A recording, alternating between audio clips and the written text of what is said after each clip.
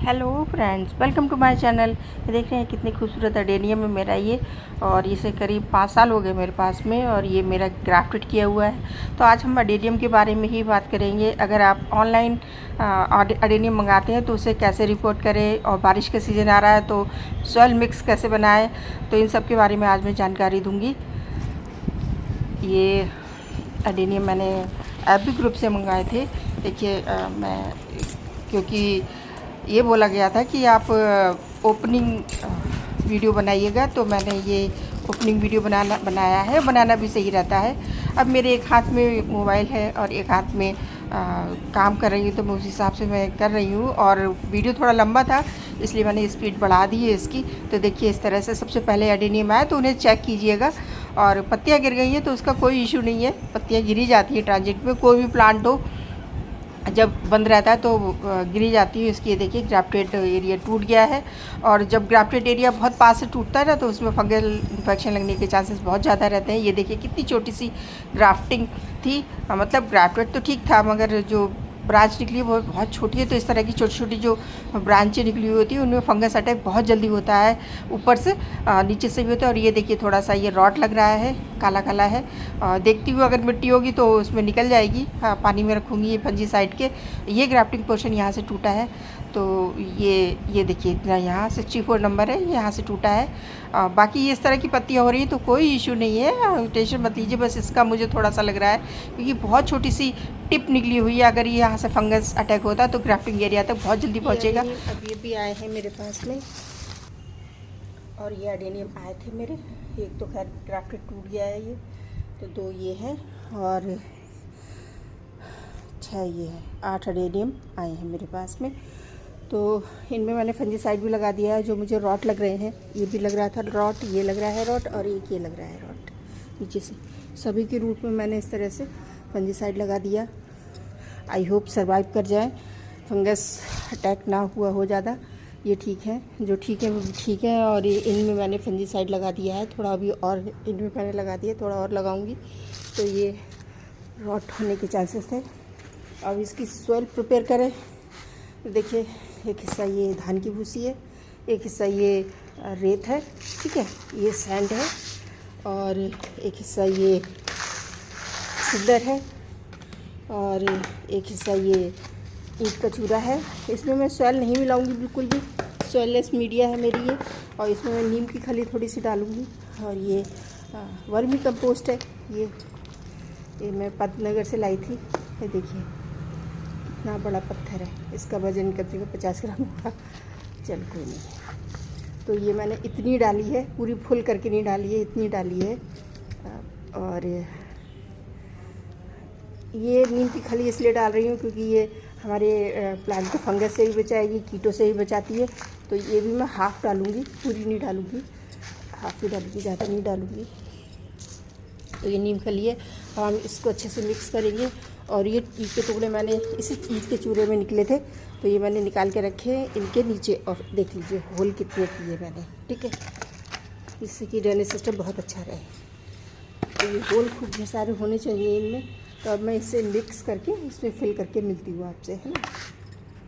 Mix कर लिया, इसमें ये फंजीसाइड भी मैं डालूँगी जिससे कि, और देखिए पूरी तरह से हर चीज़ सूखी हुई है, कोई चीज़ ऐसी नहीं है कि जो गीली हो, सारी ड्राई चीज़ें हैं।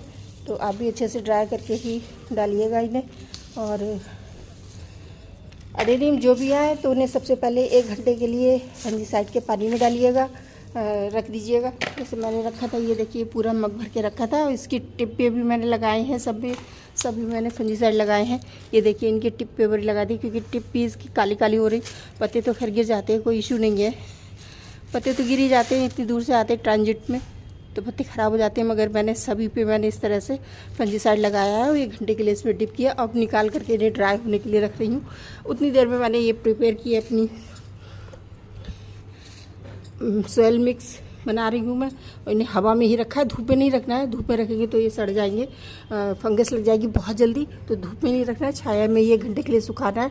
उतनी देर में आप अपनी सॉइल प्रिपेयर कर लीजिएगा अच्छे से, और सभी मिक्स बना के अब इनमें सभी में भर देंगे। और नीचे इस तरह के सिंडर डालेंगे, ढेर सारे इस तरह के टुकड़े डाल देंगे, जिससे कि ये ड्रेनेज सिस्टम बहुत अच्छा रहे, है ना। तो इस तरह से ये ज़रूरी है, खूब ढेर सारे छेद हो और खूब ढेर सारे इसमें ऐसे करके ये डाल देंगे तो जिससे कि ये पानी बाहर निकलता रहे और मिट्टी बाहर ना निकले। ठीक है, ड्रेनेज सिस्टम बहुत अच्छा होना ज़रूरी है। अब हम इन्हें लगाएंगे। अब इनका ये देखिए, ये इतने मिट्टी में दबे हुए थे तो हम इतने नहीं दबाएंगे, हम इतने दबाएंगे, पूरे नहीं दबाना है हमें। इस तरह से ऐसे करेंगे, इस तरह से स्पेस बनाएंगे। ठीक है, और ऐसे रख देंगे। अब मेरे एक हाथ में कैमरा है, मोबाइल पकड़ी हुई है तो थोड़ी सी प्रॉब्लम हो रही है। अगर आपका कोई दूसरा बंदा हो जो वीडियो शूट कर सके तो अच्छा है। और इस तरह से हम ये लगा देंगे, ज़्यादा गहरा नहीं करेंगे और अभी हम ऐसे ही रहने देंगे, है ना। इस तरह से ये लगा दिया हमने, इसी तरह से हम सभी लगा देंगे। ठीक है,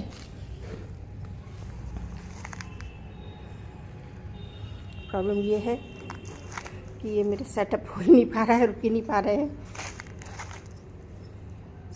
7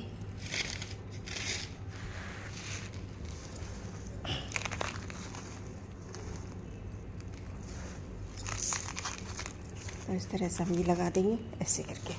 ठीक है, मैं 2 लगा दूँगी, 2 ठीक रहेंगे। इस तरह से पतले पतले छोटे छोटे से हैं तो 2 ही लगा देते हैं इसमें, है ना।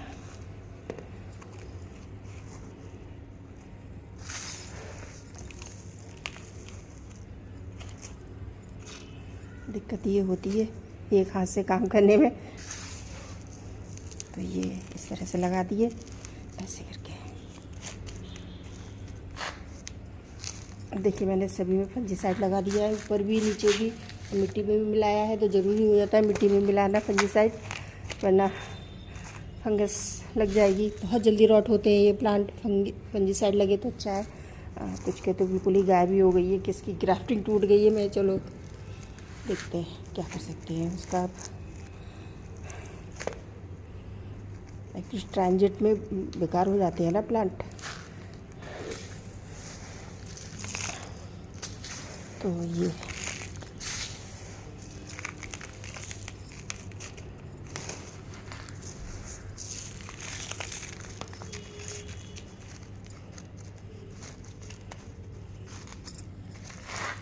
इसमें मैंने एक इसलिए लगाया क्योंकि ये थोड़ा सा बड़ा कोडेक्स है, ये थोड़े पतले पतले हैं।